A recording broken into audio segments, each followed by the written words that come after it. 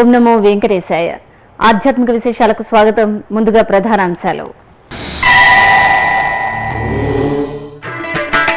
కళ్యాణ వెంకన్నకు పున్నమి గరుడ సేవ. శ్రీనివాస మంగాపురంలో దేవదేవుడి దీవెన.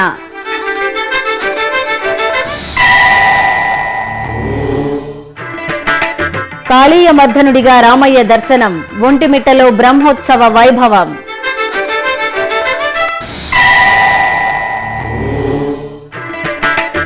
శేషవాహనంపై వేదనారాయణుడి అనుగ్రహం.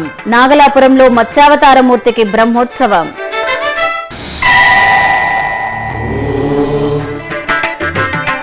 వేడుకగా హనుమ జయంతి ఉత్సవాలు. రామభక్త హనుమాన్కు భక్తుల నీరాజనాలు. కళ్యాణ వెంకటేశ్వరుడిగా శ్రీనివాసుడు అనుగ్రహిస్తున్న శ్రీనివాస మంగాపురంలో పున్నమి గరుడ సేవ ఘనంగా జరిగింది. సర్వాలంకార భూషితుడైన కళ్యాణ వెంకటేశ్వర స్వామి వారి ఉత్సవమూర్తిని గరుడ వాహనంపై కొలువు తీర్చారు. ఆపై ప్రత్యేక హారతులు సమర్పించారు. పండు వెన్నెల కిరణాలు స్వామివారిని సేవిస్తూ ఉండగా, భక్తులు కర్పూర నీరాజనాలు సమర్పిస్తూ ఉండగా స్వామివారి గరుడ సేవ మాడవీధులలో నేత్రపర్వంగా సాగింది. దాసభక్తుడైన వైనతేయుడిపై శ్రీనివాసుని దివ్య మనోహర రూపాన్ని పున్నమి వెలుగుల్లో దర్శించుకున్న భక్తజనం పరవశించి ప్రణమిల్లారు.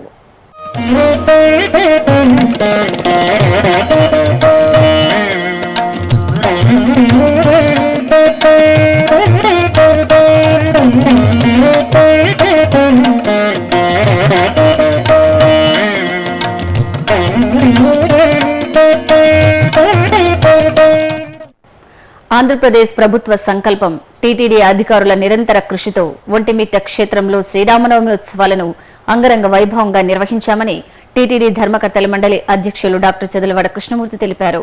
తిరుపతిలోని శ్రీ పద్మావతి అతిథి భవనంలో శుక్రవారం సాయంత్రం జరిగిన మీడియా సమావేశంలో ఆయన వివిధ అంశాలపై మాట్లాడారు. ఒంటిమిట్టలో జరిగిన కళ్యాణ విశేషాలను ప్రపంచానికి అందించిన ఘనత శ్రీ వెంకటేశ్వర భక్తి ఛానల్ కు దక్కిందని, నేడు తిరుమల తిరుపతి దేవస్థానానికి అతి పెద్ద సంపదగా శ్రీ వెంకటేశ్వర భక్తి ఛానల్ రూపాంతరం చెందిందని పేర్కొన్నారు. రాబోయే రోజుల్లో అయోధ్యను తలపించేలా ఒంటిమిట్టలో ఉత్సవాలను నిర్వహిస్తామని, ఒంటిమిట్ట చెరువుకు 30 కోట్ల నిధులతో నీటిని మళ్లించామని తెలిపారు. అలాగే సీతారాముల కళ్యాణంలో పాల్గొన్న భక్తులకు 2,10,000 ముత్యాల తలంబ్రాలను పంచిపెట్టామని వివరించారు. నవ్యాంధ్రప్రదేశ్లో మరో తిరుమలగా ఒంటిమిట్ట ప్రసిద్ధి చెందుతుందని ఆయన అభిలషించారు. ఒంటిమిట్ట కళ్యాణ వేదిక నిజంగా కనువిందు చేసింది. ఏదో పెద్ద బ్రహ్మాండమైనటువంటి కార్యక్రమం చేసింది తిరుమల తిరుపతి దేవస్థానం అన్నటువంటి మాట సర్వత్రా చెప్పుకుంటున్నారు. ఈరోజు ఆ రోడ్డు మీద పోయినటువంటి వాళ్ళందరూ కూడా సహకరించిన వాళ్ళకి ప్రతి ఒక్కరికి అన్ని ఏర్పాట్లు చేశాం. పారిశుద్ధ్యం విషయంలో కానీ, మంచినీళ్ళు ఇచ్చే విషయంలో కానీ, మజ్జిగ ఇచ్చే విషయంలో కానీ, ప్రసాదం అందించే విషయంలో కానీ రాజీ లేకుండా, ఖర్చుకి వెనకాడకుండా విజయవంతంగా చేసి శ్రీ వెంకటేశ్వర భక్తి ఛానల్ కూడా ప్రపంచమంతా ఎప్పటికప్పుడు రిలే చేసింది. ఒక పెద్ద సంపద అయింది ఈరోజు తిరుమల తిరుపతి దేవస్థానానికి. ఎప్పటికప్పుడు ఏ కార్యక్రమం జరిగినా ప్రతినిత్యం ఆ కార్యక్రమం చూడాలా అన్నది ప్రపంచమంతా వచ్చింది. ఈరోజు ఒంటిమిట్టకి ఇది ఒక రెండో తిరుమల అవుతుందన్నటువంటి మాట వినిపించింది మాకు. అన్నటువంటి మాటని మీ ద్వారా నేను ధర్మ ప్రచార పరిషత్ కానీ, ఎస్సీబీసీ వాళ్ళు కానీ అందరూ ఒకరు వాళ్ళు వీళ్ళు కాదు బ్రహ్మాండంగా చేశారు. ఈ సంవత్సరం కాలంలో విపరీతంగా వచ్చారు భక్తులు. అన్ని కార్యక్రమాలు చాలా జాగ్రత్తగా, ఎక్కడా మా సైడ్ నుంచి ఇబ్బంది లేకుండా భక్తులకి మేము పనిచేశాం. కాబట్టి ముఖ్యమంత్రి గారు కూడా తిరుమల తిరుపతి దేవస్థానంలో పనిచేసే వాళ్ళు ప్రతి ఒక్కరిని కూడా అభినందించారు. చాలా గొప్పగా చేశారు, బ్రహ్మాండంగా చేశారని. ఇంత గొప్ప కార్యక్రమం చేసినందుకు చాలా ఆనందంగా ఉందన్నటువంటి మాటని తిరుమల తిరుపతి దేవస్థానం తరఫున ఇది ఒక నాకు అదృష్టంగా నేను భావిస్తున్నాను అన్నటువంటి మాటని హృదయపూర్వకంగా మీకు అందరూ కూడా మనవి చేస్తున్నాం. ఓం నమో శ్రీనివాసాయ. అష్టాదశ పురాణాలను అనువదించి ఈ ఏడాది డిసెంబర్లోపు భక్తులకు అందుబాటులోకి తీసుకొస్తామని TTD EO doctor D Sambasivarao తెలిపారు. 2 రోజుల పాటు తిరుపతిలోని పద్మావతి అతిథి భవనంలో జరిగిన టీటీడీ పురాణ ఇతిహాస ప్రాజెక్టు ఆధ్వర్యంలోని పండిత పరిషత్ ముగింపు సమావేశానికి ఆయన ముఖ్య అతిథిగా విచ్చేశారు. అష్టాదశ పురాణాలను అనువదించి ఈ ఏడాది డిసెంబర్ లోపు భక్తులకు అందుబాటులోకి తీసుకువస్తామని TTD EO doctor D Sambasivarao తెలిపారు. 2 రోజుల పాటు తిరుపతిలోని పద్మావతి అతిథి భవనంలో జరిగిన టీటీడీ పురాణ ఇతిహాస ప్రాజెక్టు ఆధ్వర్యంలోని పండిత పరిషత్ ముగింపు సమావేశానికి ఆయన ముఖ్య అతిథిగా విచ్చేశారు. ఈ సందర్భంగా పలువురు సుప్రసిద్ధ పండితులు తాము అనువదిస్తున్న గ్రంథాల వివరాల్ని ఈవోకు వివరించారు. అలాగే అష్టాదశ పురాణాలను త్వరగా అనువదించడానికి కావలసిన సలహాలు, సూచనలు అందజేశారు. ఈ సందర్భంగా పండిత పరిషత్ ఆధ్వర్యంలో అనువాదంపై జరుగుతున్న ప్రగతిని టీటీడీ ప్రాజెక్టుల ప్రత్యేక అధికారి Mukteswararao, editor in chief doctor Samudrala Lakshmanaiah వివరించారు. మే 10వ తేదీ వాల్మీకి రామాయణానికి సంబంధించిన 3 సంపుటాలను ఆవిష్కరించాలని నిర్ణయించారు. అలాగే పండిత పరిషత్ నూతన కార్యవర్గాన్ని ఎన్నుకున్నారు. అనంతరం ఈవో డాక్టర్ సాంబశివరావు మాట్లాడుతూ పురాణ ఇతిహాస ప్రాజెక్టు చేసే కార్యకలాపాలకు టీటీడీ ఎల్లవేళలా చేయూతనందిస్తుందని తెలిపారు. ఓం నమో వెంకటేశాయ. తిరుమల తిరుపతి దేవస్థానం ముఖ్యంగా వ్యాస భాగవత ప్రచురణ కార్యక్రమాన్ని, వాల్మీకి రామాయణ ప్రచురణ కార్యక్రమాన్ని దాదాపు పూర్తి చేయటం జరిగింది.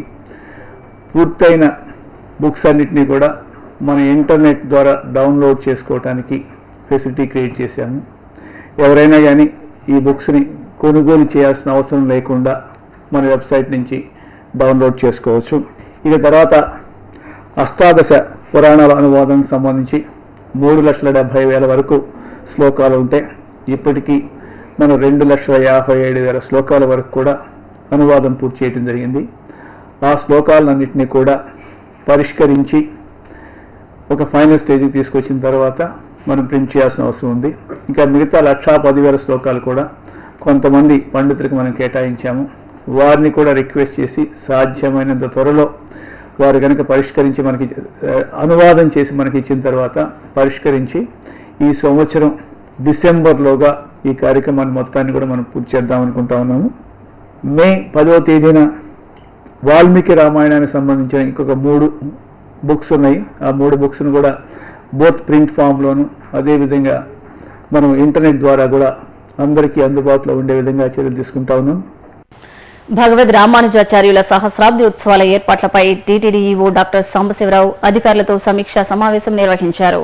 శుక్రవారం తిరుపతిలోని టీటీడీ పరిపాలనా భవనంలో జరిగిన సమీక్షా సమావేశంలో సహస్రాబ్ది ఉత్సవాల ప్రణాళికలను అడిగి తెలుసుకున్నారు. ఈ ఏడాది మే 10వ తేదీ నుంచి 2017 మే 10 వరకు తిరుమల తిరుపతితో పాటు శ్రీ వైష్ణవ దివ్య దేశాల్లో సహస్రాబ్ది ఉత్సవాలను ఘనంగా నిర్వహించడానికి ఏర్పాట్లు చేయాలన్నారు. వైష్ణవ దివ్య దేశాల్లో రామానుజ సహస్రాబ్ది ఉత్సవాల పేరిట రథయాత్రలు నిర్వహించాలని సూచించారు. కడప జిల్లా ఒంటిమిట్ట శ్రీ కోదండరామయ్య క్షేత్రం స్వామివారి బ్రహ్మోత్సవ శోభతో అలరారుతోంది. ఒక్కో రోజు ఒక్కో అలంకారంలో అనుగ్రహిస్తున్న రామయ్య తండ్రిని సేవించి భక్తులు ఆధ్యాత్మిక పారవస్యంతో ఓలలాడుతున్నారు. ఈ నేపథ్యంలో స్వామివారు కాళీయ మర్ధనుడి అలంకారంలో తిరువీధుల్లో విహరిస్తూ భక్తులకు కనువిందు చేశారు. మేళతాళాలు, మంగళ వాయిద్యాలు, సంప్రదాయ కళా ప్రదర్శనల మధ్య ఉత్సవ శోభితంగా సాగిన పురుషోత్తముడి వాహన సేవను కన్నులారా తిలకించిన భక్తకోటి రామనామస్మరణ చేస్తూ భక్తి ప్రపత్తులతో ప్రణమిల్లారు.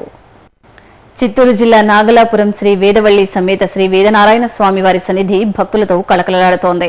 శ్రీ మహావిష్ణువు మత్స్యావతార మూర్తిగా అనుగ్రహిస్తున్న దివ్యక్షేత్రం నాగలాపురం. ఇంతటి ప్రాశస్త్యమున్న ఈ ఆలయంలో తిరుమల తిరుపతి దేవస్థానం ఆధ్వర్యంలో స్వామివారి బ్రహ్మోత్సవాలు వేడుకగా జరుగుతున్నాయి. ఇందులో భాగంగా శ్రీదేవి భూదేవి సమేత స్వామివారికి చినశేష వాహన సేవ నయన మనోహరంగా జరిగింది.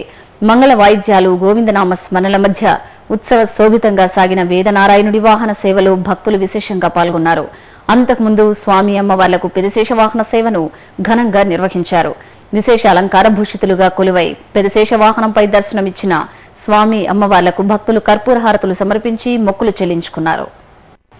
చారిత్రాత్మక చంద్రగిరిలో కొలువై ఉన్న శ్రీ కోదండరామాలయంలో శ్రీరామనవమి ఉత్సవాలు కన్నుల పండుగ జరుగుతున్నాయి. ఉత్సవాలలో భాగంగా స్వామివారికి విశేష పూజలు ఘనంగా జరుగుతున్నాయి. ఇందులో భాగంగా 8వ రోజైన శుక్రవారం స్వామివారి ఉంజల్ సేవ నయన మనోహరంగా జరిగింది.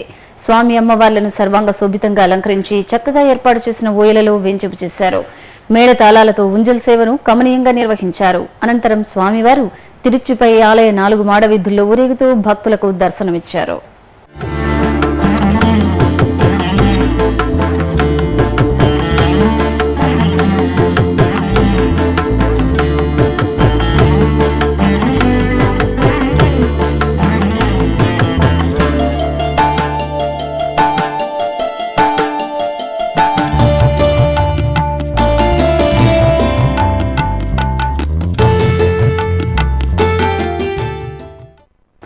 ఇప్పుడు ఒక చిన్న విరామం.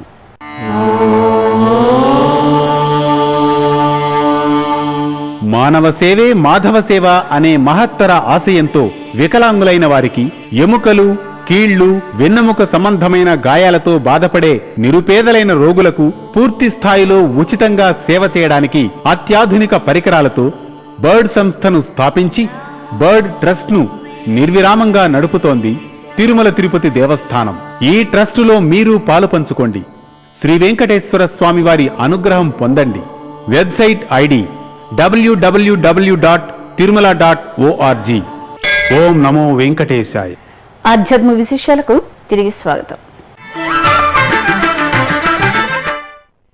ఖమ్మం జిల్లాలోని ప్రసిద్ధ పుణ్యక్షేత్రం భద్రాచలం శ్రీ సీతారామచంద్ర స్వామివారి ఆలయంలో రామనవమి ఉత్సవాలు వైభవంగా ముగిశాయి. ఈ సందర్భంగా పునర్వసు మంటపంలో శ్రీ సీతారామ లక్ష్మణ సహిత సుదర్శన చక్ర తాళ్వార్లకు నవ కలశ స్నపనం కనుల పండుగ నిర్వహించారు. అనంతరం మేళతాళాలు, మంగళ వాయిద్యాల మధ్య చక్ర తాళ్వార్లను గోదావరి తీరం వద్దకు ఊరేగింపుగా తీసుకువెళ్లారు. అక్కడ ప్రత్యేక పూజలతో ధూపదీప నైవేద్యాలను సమర్పించి చక్ర స్నాన మహోత్సవాన్ని వేడుకగా నిర్వహించారు.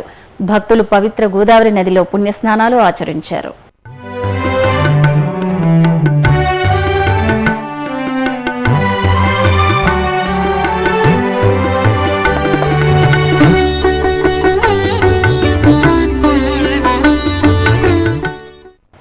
నల్గొండ హిందూపూర్లోని శ్రీ భక్తాంజనేయ స్వామి ఆలయంలో వార్షిక బ్రహ్మోత్సవాలు ఘనంగా పరిసమాప్తమయ్యాయి.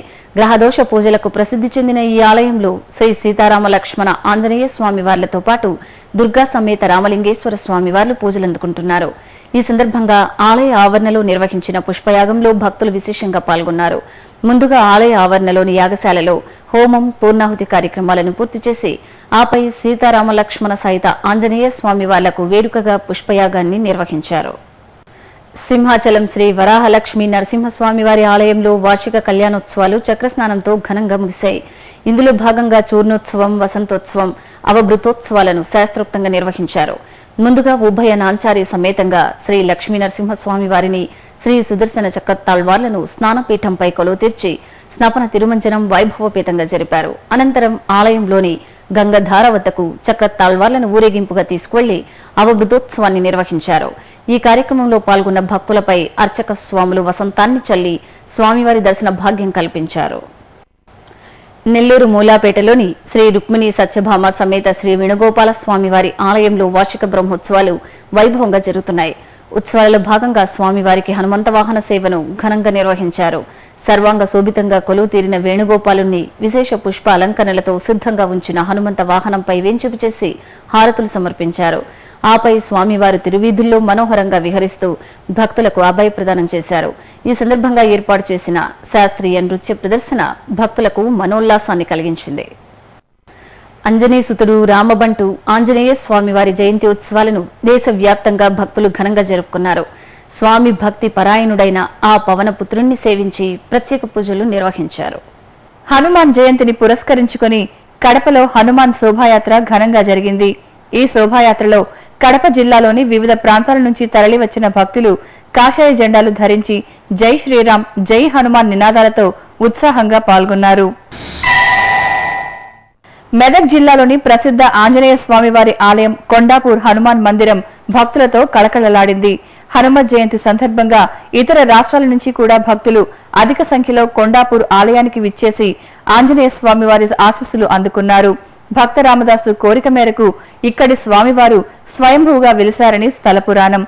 ఇంతటి ప్రాశస్త్యమున్న ఈ పురాతన ఆలయంలో హనుమాన్ జయంతిని పురస్కరించుకుని స్వామివారికి ప్రత్యేక పూజలు నిర్వహించి భక్తులకు దర్శన భాగ్యం కల్పించారు.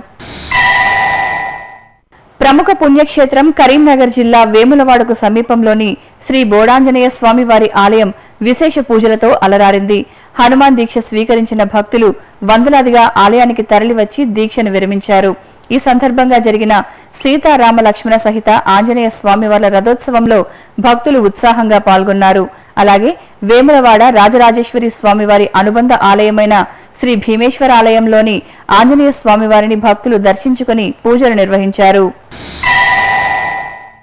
వరంగల్ జిల్లా మల్లక్కపేటలో శ్రీ భక్తాంజనేయ స్వామివారి ఆలయంలో హనుమాన్ జయంతిని వేడుకగా నిర్వహించారు. ఈ సందర్భంగా ఆలయ ఆవరణంలో జరిగిన గోపూజ, హోమాది కార్యక్రమాల్లో భక్తులు విశేషంగా పాల్గొన్నారు. అనంతరం తేజో స్వరూపంగా భావించే సువర్చలాదేవితో ఆంజనేయ స్వామి వారికి కళ్యాణం నిర్వహించి భక్తులకు తీర్థ ప్రసాదాలను అందజేశారు. నిజామాబాద్ జిల్లా మీర్జాపూర్ శ్రీ ఆంజనేయ స్వామి వారి ఆలయం భక్త శోభితంగా దర్శనమిచ్చింది. హనుమ జయంతి సందర్భంగా ఆలయంలో స్వామివారికి విశేష ఆరాధనలు, ధూపదీప నివేదనలు నిర్వహించారు. పలు ప్రాంతాల నుంచి భక్తులు విశేషంగా మీర్జాపూర్ ఆలయానికి చేరుకొని స్వామివారిని దర్శించుకొని మొక్కులు చెల్లించుకున్నారు. భాగ్యనగరంలోని పలు ఆలయాల్లో హనుమత్ జయంతిని ఘనంగా నిర్వహించారు. ఇందులో భాగంగా సికింద్రాబాద్ లోని ప్రసిద్ధ తాడ్బండ్ శ్రీ ఆంజనేయ స్వామి వారి సన్నిధి భక్తులతో సందడిగా కనిపించింది. ఈ సందర్భంగా ఆలయాన్ని పలు రకాల పుష్పాలతో సుందరంగా అలంకరించారు. అలాగే స్వామివారికి విశేష ఆరాధనలు నిర్వహించి భక్తులకు దర్శన భాగ్యం కల్పించారు. ఇక నగరంలోని పలు ప్రాంతాల్లో హనుమాన్ శోభాయాత్ర కన్నుల పండుగగా జరిగింది. సికింద్రాబాద్, ప్యాట్నీ, ప్యారడైజ్, బోయిన్పల్లి తదితర చౌరస్తాల్లో భారీ ఆంజనేయ స్వామివార్ల విగ్రహాలతో భక్తులు ఊరేగింపు నిర్వహించారు. అలాగే హబ్సిగూడలోని శ్రీ అభయాంజనేయ స్వామివారి ఆలయంలో స్వామివారికి ప్రత్యేక పూజలు నిర్వహించారు. హనుమత్ జయంతిని పురస్కరించుకొని స్వామివారికి ప్రీతికరమైన వడమాలలు, తమలపాకులతో విశేష ఆరాధనలు జరిపి హారతులు సమర్పించారు. భక్తులు అధిక సంఖ్యలో అంజనీసుతుడిని దర్శించుకొని తీర్థ ప్రసాదాలు స్వీకరించారు. ఇప్పుడు ఒక చిన్న విరామం.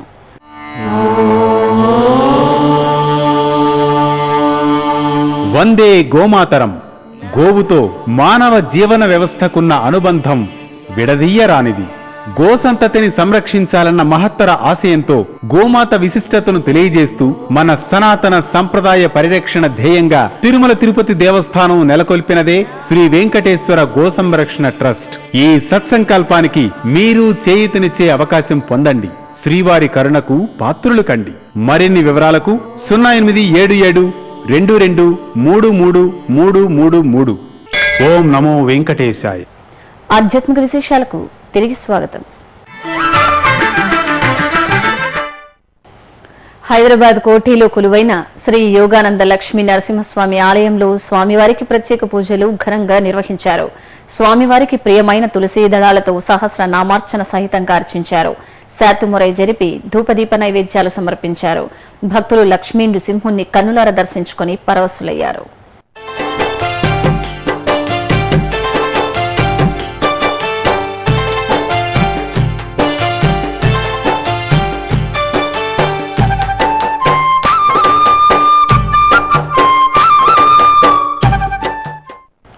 చిత్తూరు జిల్లా కార్వేటి నగరం మండలంలో నెలవైన శ్రీ కోదండ రామాలయంలో సీతారాముల కళ్యాణోత్సవం కమనీయంగా నిర్వహించారు. స్వామి అమ్మవార్లను పట్టు పీతాంబరాలు, పరిమళ భరిత పుష్పాలతో వధూవరులుగా అలంకరించి కళ్యాణ వేదికపై కొలువు తీర్చారు. మేళతాళాలు, మంగళ వాయిద్యాల ప్రయుక్తంగా సీతారాముల కళ్యాణ క్రతువును జరిపారు. భక్తులు స్వామి అమ్మవార్ల కళ్యాణాన్ని తిలకించి తన్మయులయ్యారు.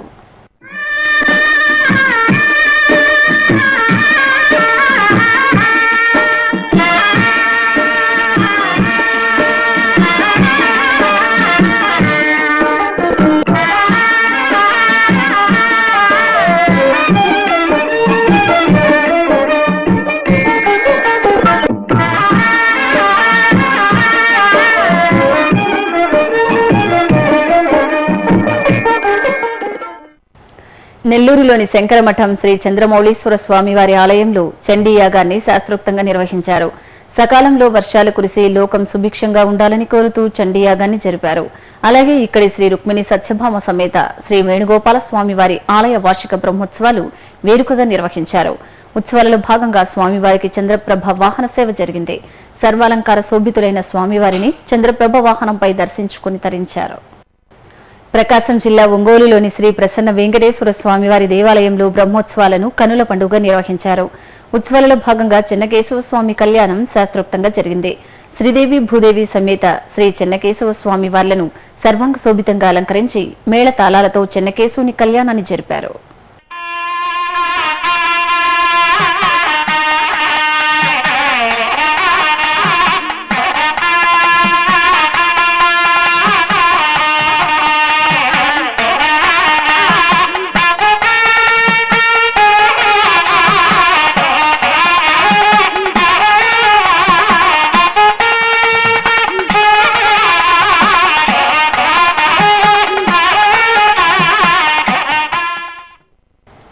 పాదయాత్రతో పరమేశ్వరుని దర్శించుకుని తరించిన అక్క మహాదేవి జయంతోత్సవాన్ని శ్రీశైలంలో వేడుకగా జరిపారు.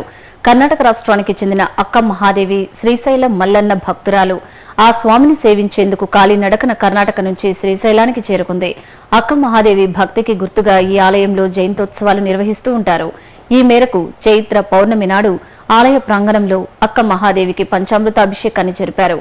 ఈ జయంతి ఉత్సవం శ్రీశైలం దేవస్థానం వీర శైవ సమాజం సంయుక్త ఆధ్వర్యంలో జరిగింది. వివిధ ప్రాంతాల్లో జరుగుతున్న సాంస్కృతిక కార్యక్రమాల సమాహారం కళానీరాజనంలో వీక్షిద్దాం.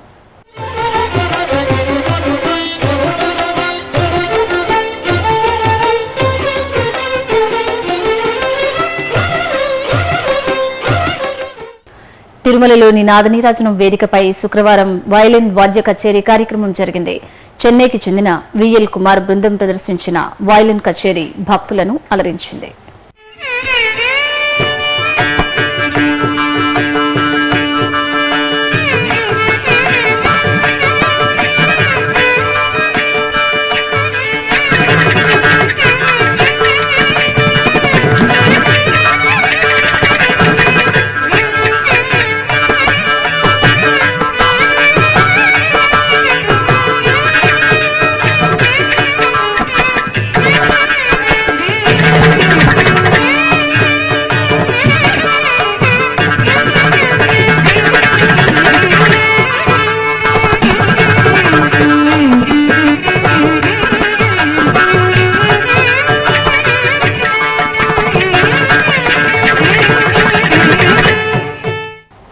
తిరుమలలో శ్రీవారి దర్శనం, గదుల ఖాళీలు, వాతావరణం తదితర విశేషాలను ఇప్పుడు తిరుమల సమాచారంలో తెలుసుకుందాం.